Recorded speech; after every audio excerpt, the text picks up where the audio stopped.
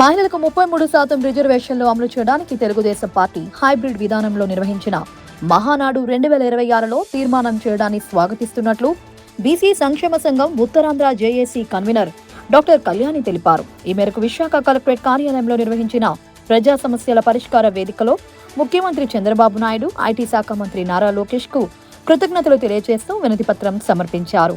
ఈ సందర్భంగా డాక్టర్ కళ్యాణి మాట్లాడుతూ గత 30 ఏళ్లుగా వివిధ కారణాలతో రిజర్వేషన్లు అమలు కాలేదని, ఈ నేపథ్యంలో మంత్రి లోకేష్ పార్లమెంటు చట్టంతో సంబంధం లేకుండా 33% రిజర్వేషన్లు అమలు చేయడానికి నిర్ణయించడం ప్రశంసనీయమని పేర్కొన్నారు.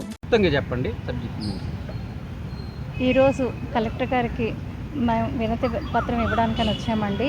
ఎన్నో ఏళ్లగా మనకి 33% రిజర్వేషన్ మహిళా రిజర్వేషన్ బిల్ని అమల్లోకి రావడం కోసం కొన్ని ఏళ్ల నుంచి మేము ఎదురు చూస్తున్నాము. యాజ్ ఎ మహిళగా ఈరోజు కూడా మన మహానాడులో కూడా మన లోకేష్ గారు 33% రిజర్వేషన్ ఇయర్ ఎలాగైనా అమలు పరుస్తామని చెప్పడం జరిగింది.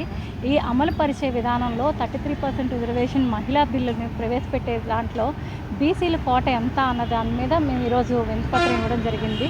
ఎప్పుడు కూడా 33% రిజర్వేషన్స్ ఇస్తారు, గ్యారంటీగా వచ్చేస్తుంది. ఈసారి కనుక వస్తే కనుక అందులో ప్రతి ఎలక్షన్స్లో కానీ ప్రతి దగ్గర కూడా బీసీలం అనేది అన్యాయం జరుగుతుందండి.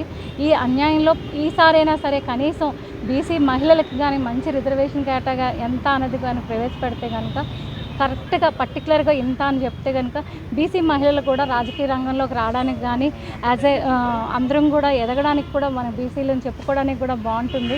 అలాగే సాధికారతను కూడా మహిళా సాధికారతను కూడా మనం అన్ని విధాల్లోనే ఉంది, అన్ని రంగాల్లోనూ కూడా మహిళలు ఉన్నారు. ఒక్క రాజకీయ రంగంలోనే వెనుకబడతరం ఉంది. ఈ బీసీ రిజర్వేషన్ మహిళా బిల్లు ద్వారా కనుక మహిళలకి కరెక్ట్గా రిజర్వేషన్ కనుక కేటగిరీ ఇస్తే కనుక మేము మహిళలను కూడా రాజకీయ రంగంలోకి రావడానికి మాకు మంచి అవకాశాలు దొరుకుతాయని చెప్పి ఈ విధంగా చెప్పుకోవడం జరిగిందండి. Thank you.